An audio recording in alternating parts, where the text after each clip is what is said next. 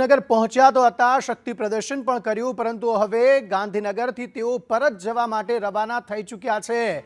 તેમણે કહ્યું હતું કે 12:30 સુધી હું રાહ જોઈશ, ગોપાલ ઇટાલિયા આવે છે, રાજીનામું આપે છે તો હું પણ રાજીનામું આપીશ, પરંતુ તેવું કંઈ થયું નથી। અને ઓવરઓલ આ આખી ઘટના એ રાજકીય ડ્રામા તરીકે અત્યારે સાબિત થઈ રહ્યું છે, કારણ કે રાજનીતિમાં માત્ર ને માત્ર આ ડ્રામા જ અત્યારે જોવા મળ્યો કે જેમાં કાંતિ અમૃતિયા વિધાનસભા પહોંચ્યા તો ખરા, ગાંધીનગર પહોંચ્યા તો ખરા, પરંતુ સામે રાજીનામું કોણ પહેલા આપશે તે જ ટસલ જોવા મળી। કાંતિ અમૃતિયા કહી રહ્યા હતા કે પહેલા ગોપાલ ઇટાલિયા રાજીનામું આપે, બીજી તરફ ગોપાલ ઇટાલિયા અને આમ આદમી પાર્ટી કહી રહી હતી કે ગોપાલ ઇટાલિયા શા માટે રાજીનામું આપે, અને તેમણે એ સ્પષ્ટ કર્યું કે જો મોરબીથી તેઓ રાજીનામું આપે છે તો ગોપાલ ઇટાલિયા કરતાં પણ વધુ મજબૂત ઉમેદવાર આમ આદમી પાર્ટી ત્યાંથી ઊભા રાખશે, પરંતુ તે પહેલા કાંતિ અમૃતિયા ત્યાંથી રાજીનામું આપે। પરંતુ રાજીનામું આપવાની વાત અલગ રહી, હવે કાંતિ અમૃતિયા અહીંથી નીકળી ચૂક્યા છે, ગાંધીનગરથી પરત જવા માટે રવાના થઈ ચૂક્યા છે। હિરેન રાવલ આ અંગે વધુ માહિતી સાથે જોડાઈ ગયા છે। હિરેન, 12:30 વાગ્યા સુધીની રાહ જોવાના હતા કાંતિ અમૃતિયા, પરત ફરી રહ્યા છે તેઓ? 12:30 વાગ્યા સુધી વિધાનસભાના જે પગથિયા કે જ્યાંથી પ્રવેશદ્વાર છે ત્યાં તેઓ બેઠા હતા અને પછી ત્યાંથી તેઓ પોતાના સમર્થકો સાથે ગાંધીનગર સર્કિટ હાઉસ જઈ રહ્યા છે અને ત્યાં આ તેમના સમર્થકો, કાર્યકર્તાઓ અને એમની સાથે જે આવેલા છે એ તમામ લોકોની જમવાની વ્યવસ્થા છે। મૂળ વિષય ગોપાલ ઇટાલિયાની ચેલેન્જ, ગોપાલ ઇટાલિયાની એ ચેલેન્જનો કાંતિ અમૃતિયાએ સ્વીકાર કર્યો અને સ્વીકારી કાંતિ અમૃતિયાએ પણ કહ્યું કે ગોપાલ ઇટાલિયા રાજીનામું આપે તો ગોપાલ ઇટાલિયાની સાથે હું પણ રાજીનામું આપીશ અને મોરબીથી ફરી ચૂંટણી લડીશ। અને એ ચેલેન્જની રાજનીતિના ભાગરૂપે આજે તેઓ શક્તિ પ્રદર્શન સ્વરૂપે અહીંયા પહોંચ્યા હતા। જોકે અહીંયા પહોંચ્યા પછી આમ આદમી પાર્ટી તરફથી કોઈ નહોતું આવ્યું। આમ આદમી પાર્ટીએ પણ કહ્યું કે અમારો કોઈ વ્યક્તિ રાજીનામું નહીં આપે, ભારતીય જનતા પાર્ટીના ધારાસભ્યો અને સરકાર રાજીનામું આપે, એમની સરકાર છે। અને આ તમામ નાટ્યાત્મક દ્રશ્યો વચ્ચે 12:30 કલાકે કાંતિ અમૃતિયા અહીંયાથી વિધાનસભાથી પરત નીકળી ચૂક્યા છે અને છેલ્લે કહીને ગયા છે કે ગોપાલ ઇટાલિયા ફરીથી જ્યારે કહેશે, પોતાના ધારાસભ્ય તરીકેના શપથ લેશે, શપથ લીધા પછી કહેશે રાજીનામું આપવાનું, ત્યારે હું ફરીથી રાજીનામું આપવા માટે આવીશ અને શનિવારે મોરબીમાં જે થોડા ઘણા કામો છે એ કામોના ખાતમુહૂર્ત પણ થશે, એ પ્રકારની વાત કહી અને તેઓ અહીંયાથી રવાના થયા છે। વિધાનસભા અધ્યક્ષ પણ વિધાનસભામાં હાજર છે।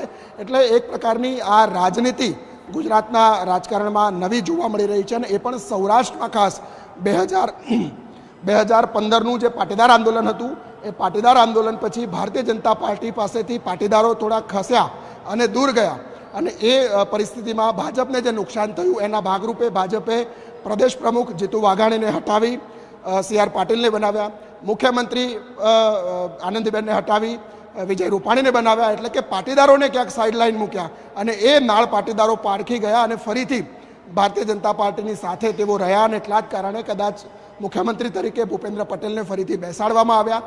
પરંતુ હવેની જે સ્થિતિ છે સૌરાષ્ટ્રમાં લેઉવા પાટીદારોની રાજનીતિ સૌથી મહત્ત્વની છે, સૌથી વધુ મત લેઉવા પાટીદારના છે અને ગોપાલ ઇટાલિયા પણ લેઉવા પાટીદારમાંથી આવે છે અને આ રાજનીતિમાં લેઉવા પાટીદાર ક્યાંક ભાજપ પાસેથી ખસી અને આમ આદમી પાર્ટી પાસે ન જાય એની રણનીતિનો એક ભાગ પણ આને ગણી શકાય। કારણ કે શિસ્તબદ્ધ અને કેડર બેઝ ગણાતી ભારતીય જનતા પાર્ટીમાં કોઈ પણ ધારાસભ્ય આ પ્રકારનું કૃત્ય અથવા આ પ્રકારનું ચેલેન્જ સ્વીકારે, રાજીનામું આપવા પહોંચે તો પાર્ટી હાઈકમાન્ડ એમાં મધ્યસ્થી કરતું હોય છે, પરંતુ અહીંયા ભાજપે કોઈ પણ મધ્યસ્થી કરવાની અથવા તો કાંતિભાઈએ પણ કહ્યું કે મને પાર્ટીએ કંઈ કીધું નથી, મેં પાર્ટીને પૂછ્યું નથી, આ મારો વ્યક્તિગત સ્ટેન્ડ છે અને હું વ્યક્તિગત ધોરણે ધારાસભ્ય તરીકે રાજીનામું આપવા માટે પરંતુ હિરેન આમાં કોઈને કશું ન મળ્યું, માત્ર ને માત્ર સમયનો વેડફાટ થયો, પેટ્રોલનો વેડફાટ થયો, લોકોના સમયનો વેડફાટ થયો, અંતે કશું મળ્યું નહીં, માત્ર ને માત્ર ડ્રામા જ ક્રિએટ થયો। આ બીજું કંઈ જ ન મળ્યું, કોઈને પણ કશું ન મળ્યું।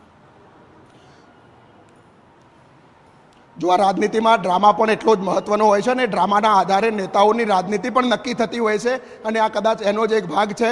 અત્યાર સુધી ગોપાલ ઇટાલિયાએ પણ આ પ્રકારના તત્કાલીન ગૃહમંત્રીને ચપ્પલ મારવાથી લઈ અને અનેક પ્રકારના કાર્યક્રમો, આવેદનપત્ર આપવાના હોય કે ધરણા પ્રદર્શનના હોય એ કાર્યક્રમો કર્યા છે। કાંતિ અમૃતિયા પણ 1997માં મોરબીમાં સરકારી જમીન હતી, એ સરકારી જમીન સરકાર હસ્તક ના જતી રહે એ જમીન માટે એમણે આ ચેલેન્જ સ્વીકારીને આંદોલન કર્યું હતું ને એ જગ્યા ઉપર આજે મોરબી માર્કેટિંગ યાર્ડ છે।